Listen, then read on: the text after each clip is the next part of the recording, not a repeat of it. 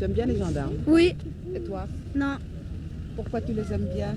Parce qu'ils règlent la circulation. Et toi, pourquoi tu les aimes pas? C'est embêtant dans la vie. The fuck is that? The fuck? What the fuck? Eh, pourquoi tu fais ça? Par là, je filme.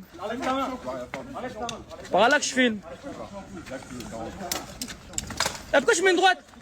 Des balayettes, des coups de poing, il m'a arraché les oreilles, il m'a grippé par le nez, il m'a menacé de m'enculer comme il le dit. Ils font quoi là? Je vois mon fils complètement défiguré, en sang. Des coups de poing, des coups de matraque. Lui, il l'a prise dans les couilles. T'as mis une GMD dans les couilles à un mec. Par contre, je compte plus les mecs qui font des bras. Il faut le tirer dans la gueule. Lui, il faut lui faire un tir tendu de LG là, dans la gueule. Ah, je vais mettre des coups de bâton pleine tête, gros. Un enculé que j'ai eu à la tête, mon gars. Ah ouais? Oh là là. Dis pas ça dans la caméra. À plusieurs reprises, des gendarmes vont encore plus loin. Et si je le chope, je le tue, quoi. T'en crèves 2-3, ça calme. Ouais. Ça nous colle des amendes tout le temps. Et toi, tu aimes l'uniforme? Oui. Tu as peur des gendarmes? Quand je serai grand, je pourrais bien me débrouiller, moi.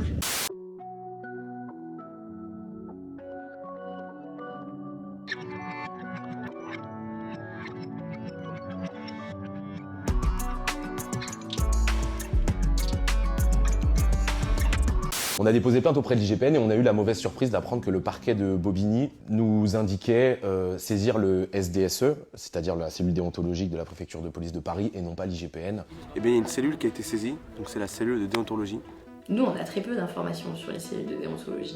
C'est des policiers qui vont soit enquêter, soit superviser les enquêtes visant d'autres policiers qui appartiennent à la même direction qu'eux. Là, ce serait bien de faire une là, c'est vraiment les massacrés. J'ai envie d'aller le tabasser. Si le jour, on va jouer, y'a pas de soucis. Hein. On met tous nos FAMAS en batterie et puis on a. Ah bah là, c'est ce qu'il faut. Des merdes comme ça, il faut les brûler. On prend le FAMAS et bam. Et je vais le vider. Tu sais que pendant un moment, ça va vraiment traverser l'esprit de sortir mon pétard. Ouais, moi aussi. Ah ouais, mon gars. Ce qui ressort aussi de cette vidéo, c'est une sorte de jubilation et parfois le sentiment de jouer à la guerre. Dans l'escadron de Grenoble, les exhortations à la violence sont particulièrement nombreuses. Tu m'étonnes. Comment? Il a balancé un fusil. De ouf, hein. En vrai, y'a que ça qui est efficace, hein.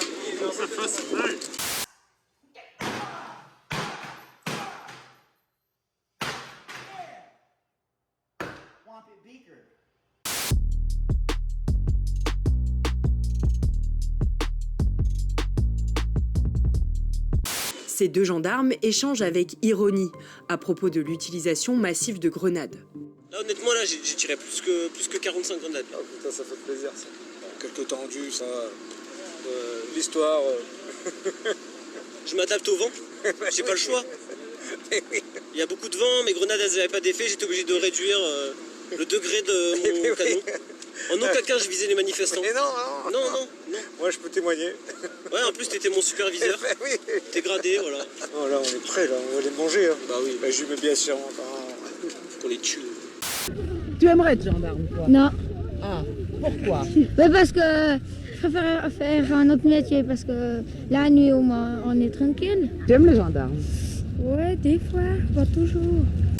Eh, faites-vous plaisir! Vous m'attendez que ça soit bien, tu vois, mais pas autant. Là, c'est la guerre civile. J'ai signé pour ça, mec. J'ai attendu 10 ans de gendarmerie pour vivre ça. J'ai tiré 7 LBD, j'en ai couché au moins 4 de mecs. Mec, j'ai mis une pleine tête avec une sang. Ça va pas? Ah, je suis pas bien. T'as l'air ému? Ça me manquait tout ça. Tous les jours, tu vois tes collègues. Tous les jours, tu parles avec eux, tu prends un café avec eux, tu prends des repas avec eux. Est-ce que tu penses réellement que ces cellules-là, ils sont amenés à pouvoir dire ou admettre que leurs collègues ont fait une erreur?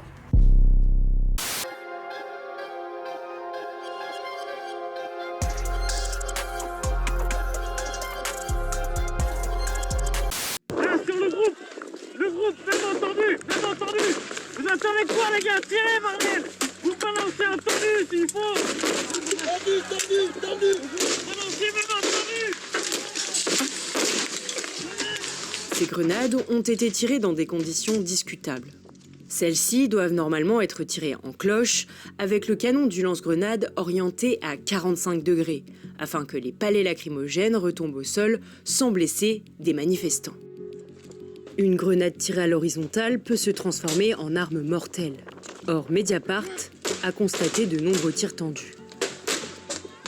Bien joué, celle-là elle est belle, celle-là. Moi, le trafic de stupéfiants, il m'a appris une chose, c'est qu'il faut être humble. Il faut vraiment être humble face à ça parce que ça ne peut pas reposer que sur l'action judiciaire. Et ça, c'est une réalité et ça, il faut vraiment le prendre en compte. Si ça ne reposait que sur l'action judiciaire, le trafic de stupéfiants, il serait éradiqué depuis très longtemps parce qu'il n'y a qu'à franchir les portes d'une salle d'audience pour se rendre compte que les affaires de trafic de stupéfiants, vous en jugez tous les jours. Pourquoi tu les aimes pas? Oh, parce que des fois, quand il n'y a pas de place dans les jardins, on n'a pas le droit d'aller jouer, alors on ne peut pas aller s'amuser à juste un petit connaître sur la route. Ah, mais tu crois que c'est utile, un gendarme? Bah oui, pour attraper les bandits. Oh, mais il n'y a pas tellement de bandits. On ne sait jamais, des pickpockets ou des comme ça.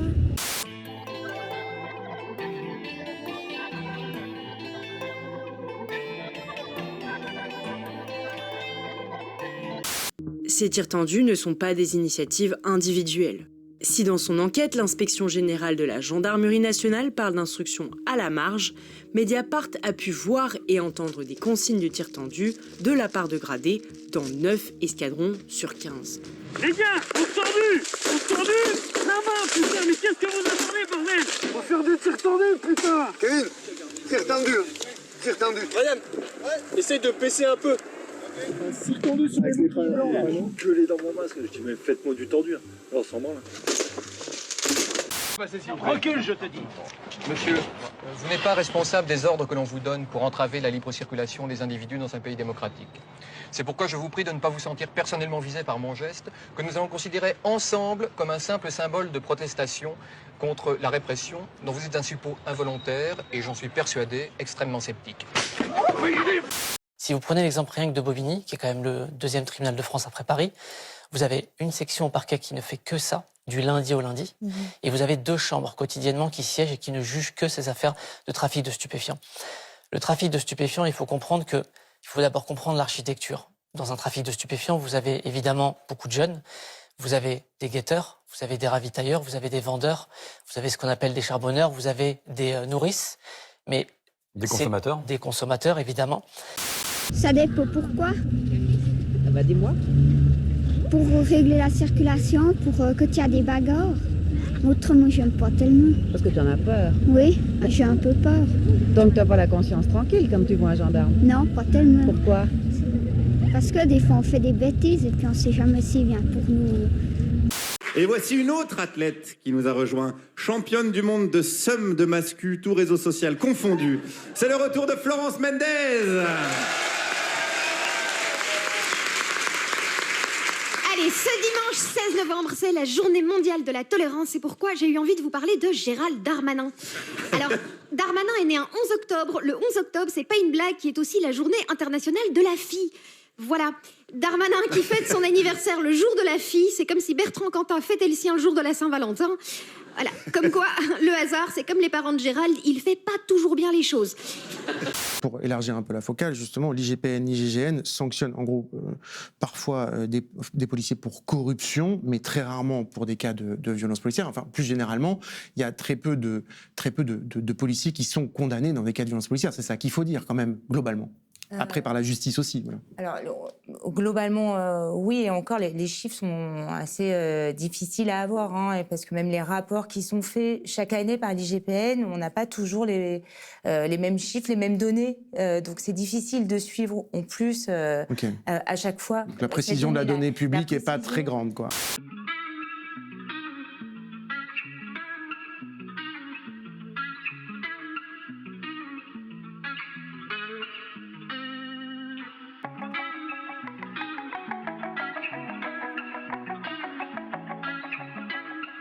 Et en fait, la question qu'on se pose, la première question que je me pose, moi, tous les jours au tribunal, c'est que je me dis, mais pourquoi ils sont pas à l'école, déjà? Pourquoi ces gamins-là, qui ont une vingtaine d'années, ne sont pas à l'école?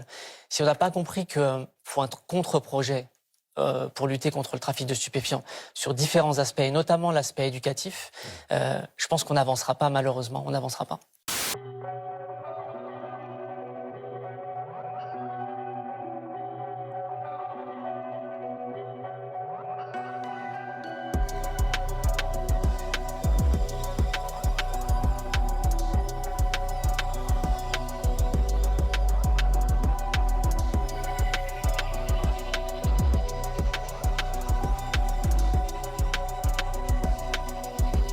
Et en parlant des parents de Gérald, son père s'appelait Gérard. Et oui, Gérard Darmanin, il a changé une lettre. C'est vrai que ça aurait fait bizarre s'il avait appelé son fils pareil, mais je trouve que Gérard, ça aurait bien illustré son côté Miller ou Depardieu.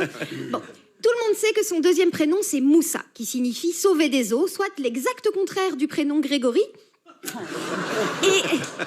Et sauver des eaux, quand t'as des origines algériennes, ça va pas forcément de soi à Paris. Bon, car oui, Darmanin a du sang algérien qui coule dans ses veines, mais en tant qu'ex-ministre de l'Intérieur, il a sûrement un peu de sang algérien sur les mains aussi.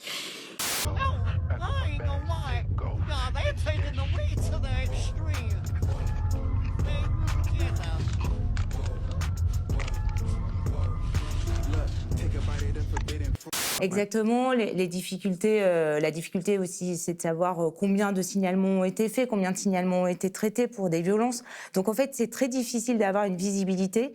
En revanche, ce qu'on peut constater dans les affaires qu'on suit, les dossiers qu'on suit, c'est effectivement les décisions qui sont prises par l'IGPN, par exemple, sont souvent, régulièrement, en deçà en fait des faits commis.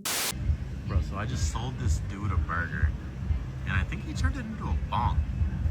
He's smoking the reefer, the devil's lettuce, that marijuana, and he's eating it? Bro, I don't know what to do about this guy. Il a vite grimpé les échelons, Gérald, et pas que les échelons d'ailleurs. C'est un sacré grimpeur, hein. S'il a de la corde sur les mains, c'est pas à cause de sa passion pour les via ferrata. Quand il a débuté en politique, ses positions étaient celles d'un catho tradi à tendance intégriste. En 2008, il a collaboré au mensuel Politique Magazine, et collaborer, c'est le bon terme, hein, vu que c'était un torchon d'extrême droite. Darmanin, il suce les gros fachos comme s'il faisait un cosplay d'Eva Braun. Bon. Dernièrement... Oui, on va peut-être avoir une deuxième plainte, on va pas... Voilà. Bon. Dernièrement...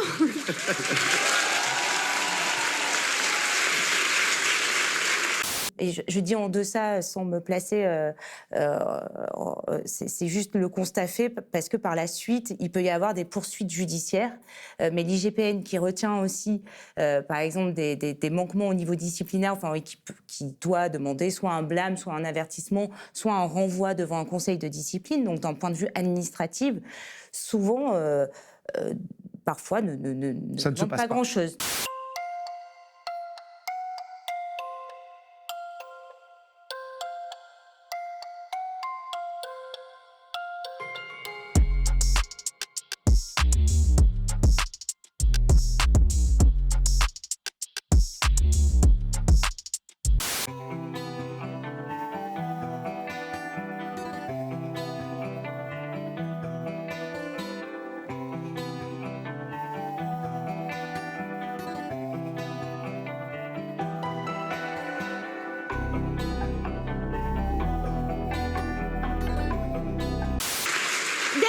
Il a fait parler de lui parce qu'il a rendu visite à Nicolas Sarkozy en prison. Alors le garde des Sceaux qui rend personnellement visite à un délinquant notoire, c'est une terrible menace pour les juges, enfin pour la justice, même si on sait que Darmanin, il a du mal à se contenir face à une personne en robe.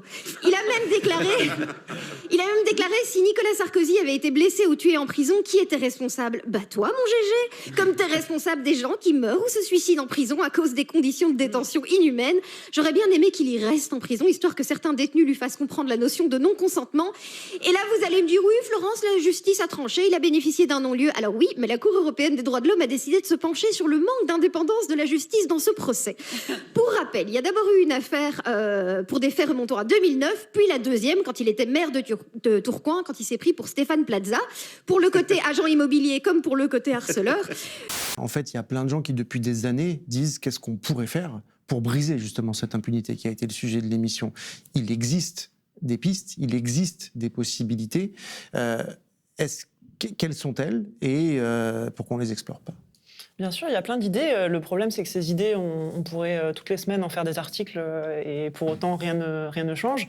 Il serait possible d'inverser, par exemple, de décider que les policiers enquêtent sur les gendarmes et que les gendarmes enquêtent sur les policiers, pour faire une sorte de guerre des polices ou de concurrence des polices, mais à bon escient.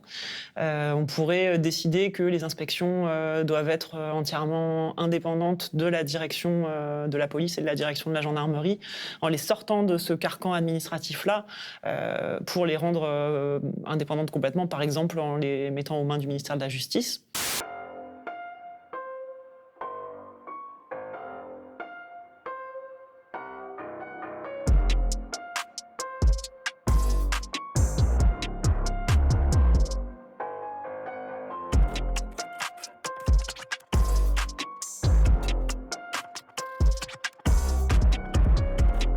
Le pire, c'est que Darmanin a reconnu les rapports sexuels. Ça devrait le disqualifier. Au lieu de ça, il est ministre de la Justice. Ben allons-y, alors foutons Morandini à la protection de l'enfance et le Squarnec à la santé, voilà. Darmanin, il devrait être ministre de la culture du viol, ouais. Alors... Macron l'a évidemment défendu. Il a déclaré il y a une relation de confiance d'homme à homme. C'est sûr qu'avec Darmanin, c'est plus simple quand t'es un homme. Hein. Si la religion, c'est l'opium du peuple, pour Darmanin, la politique, c'est son GHB. Il y a d'autres saloperies, hein. J'ai pas le temps de les rappeler toutes. Il a par exemple refusé de marier des couples homosexuels quand il était maire. Il pige pas que des gens du même sexe puissent s'aimer. Il pige pas non plus que les gens du sexe opposé puissent ne pas l'aimer du tout. Enfin. Et évidemment, il y a eu Sainte-Soline et les violences policières. Souvenez-vous, il était ministre de l'Intérieur à l'époque. Vous avez vu les scandales policiers récemment, c'est fou, des viols, des mutilations, des meurtres. La police, c'est Daesh avec la sécurité de l'emploi.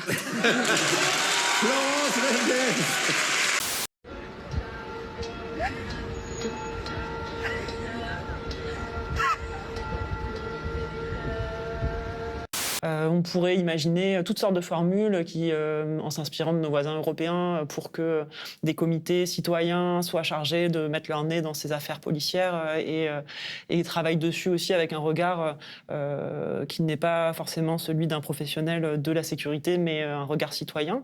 Il y a tout un tas de choses qu'on pourrait faire. Et d'autant que les inspections sont chargées à la fois de la partie judiciaire et de la partie disciplinaire de ces enquêtes. Ouais, en gros, il y a un keuf. Oh merde. Hop hop hop hop, les trois farfadets, vous coupez le contact merci. Pourquoi il rappe? Il s'écrit en choquin à Bercy ou quoi, lui? C'est Boubac. Arrêtez de rigoler s'il vous plaît. Des policiers enquêtent sur les policiers. Évidemment, l'esprit de corps fait qu'ils ne vont pas menacer leurs collègues, mais ça va au-delà de ça. La hiérarchie impose aux rares policiers qui voudraient parler de se taire. On le sait très bien, les quelques policiers qui, de temps en temps, veulent évoquer la question du racisme, des discriminations à l'intérieur de la police, ou tout simplement de ce que fait la police réellement dans les prisons et dans les quartiers populaires. Bon. Donc on pourrait imaginer qu'au moins une partie de tout ça soit sortie des formats existants. Le problème, c'est que pour imaginer ça, il faut déjà admettre qu'il y a un problème. Et il faut regarder les choses en face, et c'est ce que disait Dominique Moll tout à l'heure, c'est-à-dire que le déni politique qui accompagne ces affaires de violence policière ne trouvera pas de débouché, puisque ce sont les mêmes responsables politiques qui sont chargés d'envisager ces réformes. Et même si certains ministres de l'Intérieur, comme à l'époque Christophe Castaner, disaient il faut tout changer, même si Gérald Darmanin, en arrivant au ministère de l'Intérieur, a dit je suis prêt à tout envisager, en réalité, personne n'a rien fait. Papier. Ciseaux. Oh mais attendez, je comprends mieux. Qu'est-ce que vous avez là dans la bouche, monsieur? Ça, c'est du CBD, ça, monsieur l'agent. Tenez, vérifiez par vous-même. Eh bien sûr que je sais faire la différence. Effectivement, c'est du DCB. Allez, circulez maintenant. Bon ils sont mis à l'écart, menacés à l'intérieur. Et en vérité, il se passe la même chose dans le domaine de la justice. La dynamique centrale de l'institution judiciaire consiste par des mécanismes propres à couvrir ce fonctionnement de la police, aussi parce que la justice et la police, dans ce système-là, doivent travailler ensemble en permanence pour maintenir ce qu'elles appellent l'ordre public, mais qui est en fait un ordre social inégalitaire.